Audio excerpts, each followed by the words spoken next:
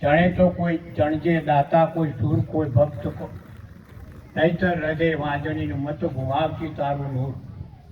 ખરેખર પુત્ર અને પરિવારને આજે એમને યાદ કરી, એમની પાછળ મન મૂકીને ખર્ચો કરી સમગ્ર પાટીદાર જમણવાર.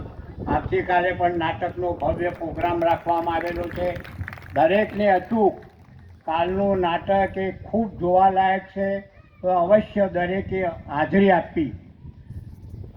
મણિબેન જેવા તો કોઈ લગભગ એ કોઈ બેન જોયા જ નથી. એમનો એટલો બધો નિખાલસ સ્વભાવ હતો. અમે તો એમની ખૂબ ચા પીધી, ખૂબ નાસ્તા કર્યા, અને આ વાગણવાડીમાં બધા છોકરાઓને ખૂબ નાસ્તા પણ કરાવતા. આપણા પાટીદારમાં ઘણા વિવાદો આવ્યા, પણ મણિબેનના મોઢા કદી કોઈ વાત એવી સાંભળી નથી, ભાઈ આવું કેમ થાય.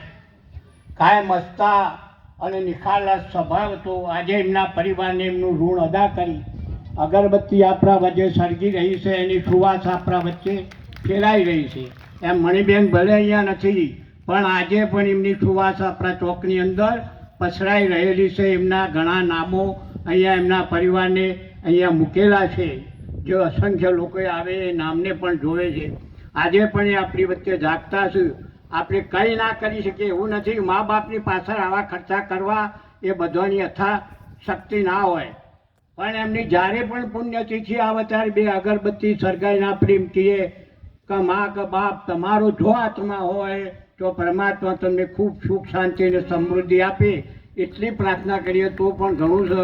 અને અહીંયા ડાયરા કલાકારો બેસ્યા, એમાંથી પણ આપણે ખૂબ શીખવાનું ને ખૂબ જાણવાનું છે. ખર્ચો એને ન જાય. એકાદ માણસ જો પણ આનું ગ્રહણ કરે તો આપણો ખર્ચો ઉઘરી નીકળે. અસ્તુ. જય મિયા.